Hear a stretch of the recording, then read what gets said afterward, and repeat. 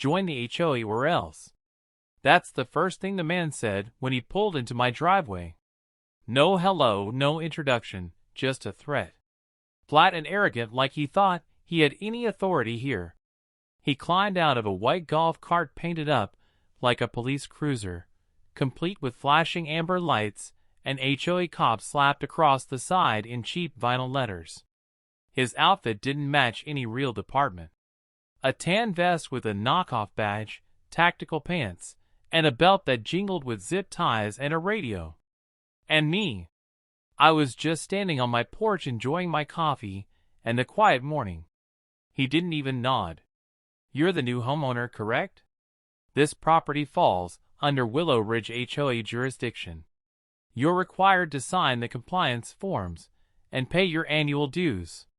I took a sip. No, it doesn't. My deed says otherwise. This land's under county authority, not the HOA. His lips tightened. Around here, everyone participates. Then, I guess I'm not from around here, I said. Before we dive in, comment which country you're watching from. Let's see how far this story travels. Anyway, the thing is, this didn't start overnight. 2 months earlier, I'd bought the old Grant property, a 2-acre lot sitting just outside the HOA's official boundary. The developer had misfiled it decades ago. And while every house around me paid HOA dues, my land was listed under county zoning. No HOA rules, no HOA fees. That drove Keller, the self-proclaimed HOA captain, absolutely insane. It started with letters printed in red ink full of threats and fake legal jargon. Then came the compliance warnings taped to my mailbox. Finally, he started showing up in person in that ridiculous vest pretending to be law enforcement. The first few times I ignored him, but then he began parking by my gate at night, Forrest shining a flashlight across my porch like he was on patrol. I called the county zoning office. They confirmed what I already knew. Keller's so-called HOA had no jurisdiction over my land. What he was doing wasn't enforcing community standards. It was impersonation, a misdemeanor. So the next morning when he showed up again, puffed up and posturing, I decided to draw the line. You step on my property again without a warrant, I said, my tone flat, and that'll be criminal trespass.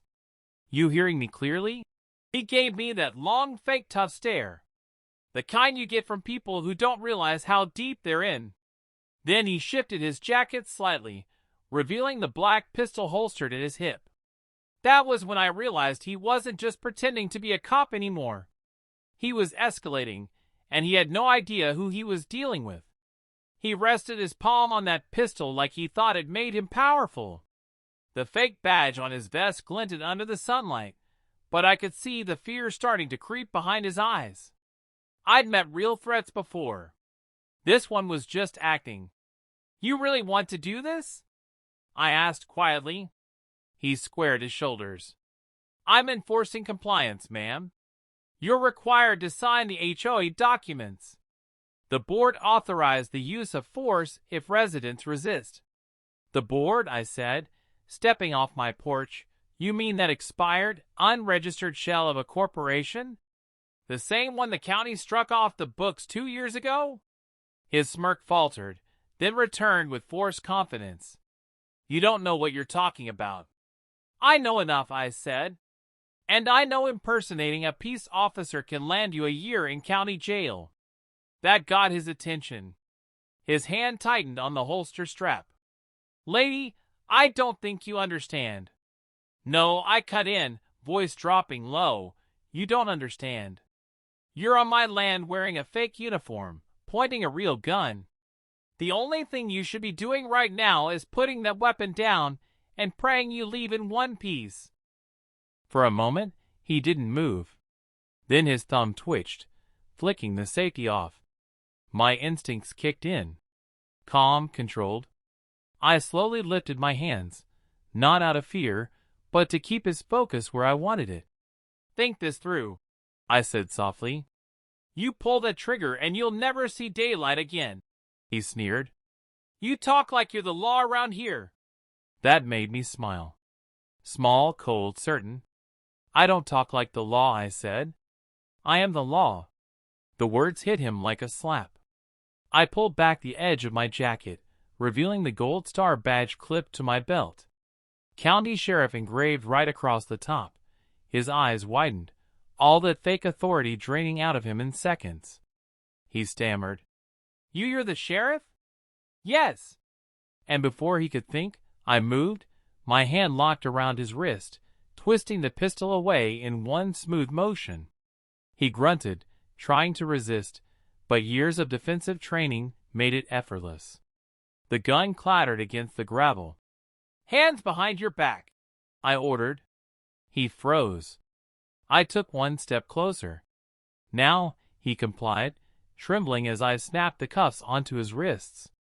You're under arrest for criminal trespass, brandishing a firearm and impersonating a peace officer. I said clearly, You have the right to remain silent, and I suggest you start using it. He tried to mutter something about orders and the HOA president, but his voice broke halfway through. I picked up his pistol, cleared the chamber, and set it safely aside. You're going to tell me everything, I said. And if there's someone pulling your strings, I'll find them too.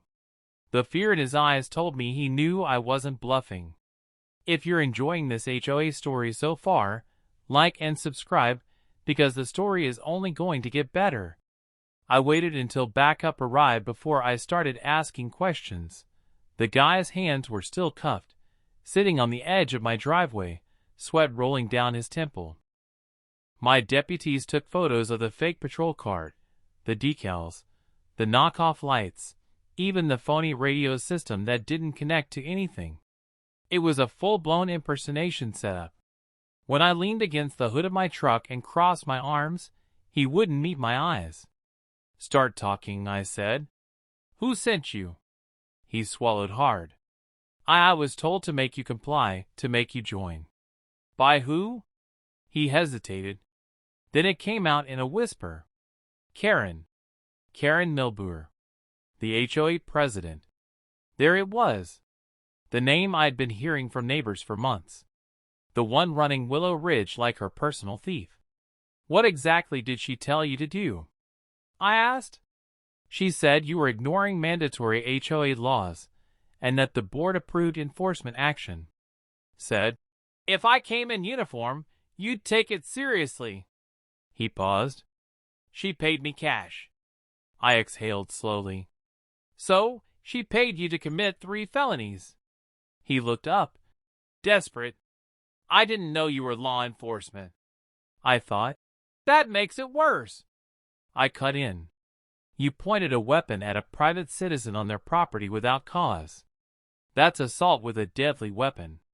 Add impersonating an officer and brandishing, and you're not seeing the outside of a jail cell for a while.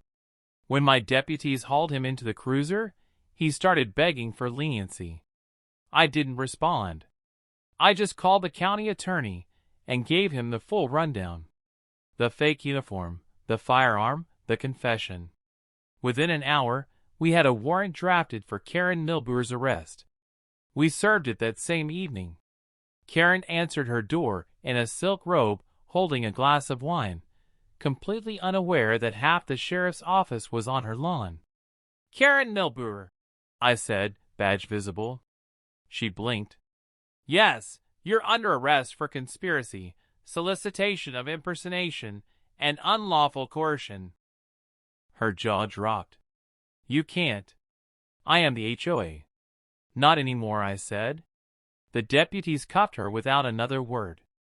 She tried shouting about jurisdiction and board authority, but every excuse fell flat once we showed her the video of her fake cop pulling a gun on me.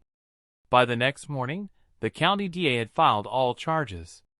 The fake cop got 4 years in prison for impersonating an officer and pulling a gun. Karen, the one who sent him, got 6 years, a lifetime HOA ban, and fined $150,000 for conspiracy and fraud. As for me, I replaced a metal plaque on my gate that reads, "This property is under sheriff's protection." No more fake cops, no more threats, just peace and the law where it belongs. And that's how a fake badge met real justice. One man thought flashing a vest and a gun would make people obey. But in the end, all it earned him was a ride to county lockup and a permanent record. The look on his face when he realized who I really was, the actual sheriff, said it all. You can fake authority, fake courage, even fake a title, but you can't fake the law. When the dust settled, my property was quiet again. No flashing lights, no shouting, no threats. Just me, my porch, and the same cup of coffee I never got to finish. What do you think, folks? Did he get what was coming to him? Or should the punishment have gone even further? Seriously, imagine it. Someone showing up on your property, flashing a fake badge, and pointing a gun just to force you into joining an HOA. What would you have done in that moment? Would you have stood your ground, called for backup, or handled it another way? I'd really like to know. Drop your thoughts down in the comments. And hey, don't forget to like the video if you enjoyed the story. It helps more people find it. And trust me, the next HOA story is going to be even wilder. The end.